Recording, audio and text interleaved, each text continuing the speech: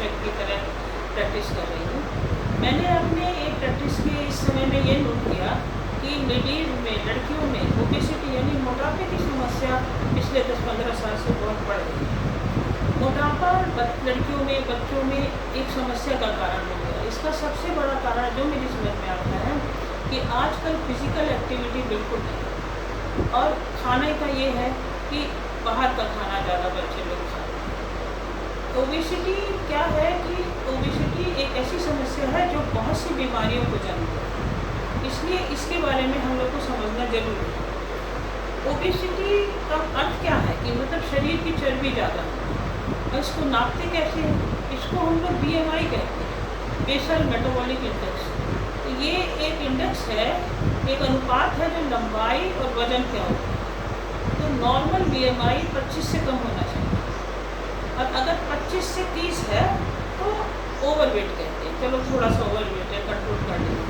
तो more than 30 है, 30 से ज़्यादा है, तो उसको हम लोग ओबीस कहते हैं। ओबीस होने से क्या होता है कि बहुत से हार्मोन्स गड़बड़ होते हैं।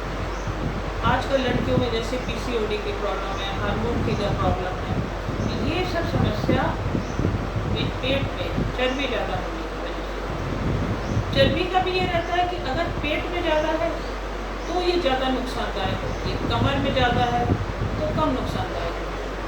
बेसिकली हम लोग को फिजिकल एक्टिविटी, शारीरिक श्रम करते रहना चाहिए, जिससे कि ओबेसिटी की समस्या न बढ़े।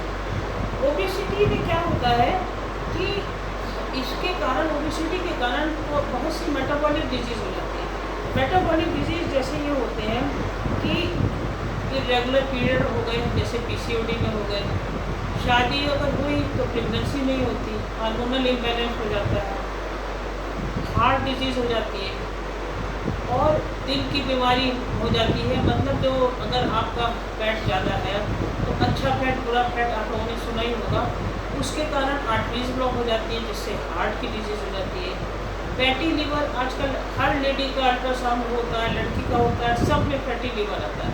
मतलब ये है कि अगर लिवर में फैट जमा हो गया तो वो बीमारी का कारण बनता है, और यही फैटी लीवर आगे जाके डायबिटीज़ का कारण बनता है। तो इसमें क्या होता है कि मोटापे को हमको हमेशा अवॉइड करना चाहिए, आदत में शामिल करना चाहिए कि खाने में घी चिकनाई कम खाएं, हरी सब्जी, सीजनल सब्जी ज़्यादा खाएं। और इसमें अगर वेट ज़्यादा रहता है, फैट ज़्यादा रहता है, तो ये फैट जो है ये बॉडी में खराब हार्मोन प्रोड्यूस करता है, जिससे बहुत परेशानी होती है। अब लोग ये सोचते हैं कि अगर हमको कोई दवा बता दीजिए, डॉक्टर दवा बता दीजिए जिससे हम पतले हो जाएं, तो दवा से पतला होने संभव तो है, लेकिन वो बहुत कॉस्टली अफेयर है। आजकल दवा उपलब्ध है, इसको हम लोग कहते हैं इंजेक्शन्स होते हैं।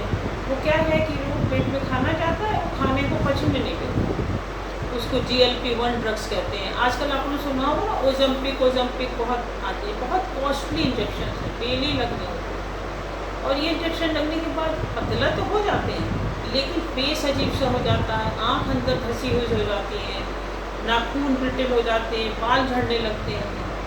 तो ये समस्या तो इतनी न बढ़ने दें कि इंजेक्शन या दवाएं लेनी पड़े। हमारी राय ये है कि जैसे आप जो भी खाते हैं, तो अगर आपको ये लगा कि हाँ हमने आज इतना खाया, ज़्यादा खाया, तो उसको कंज्यूम कर लीजिए। कंज्यूम कर लीजिए मतलब फिज़िकल एक्टिविटी करके, एक्सरसाइज करके, या दौड़ के या चल के उसको खर्च कर दीजिए।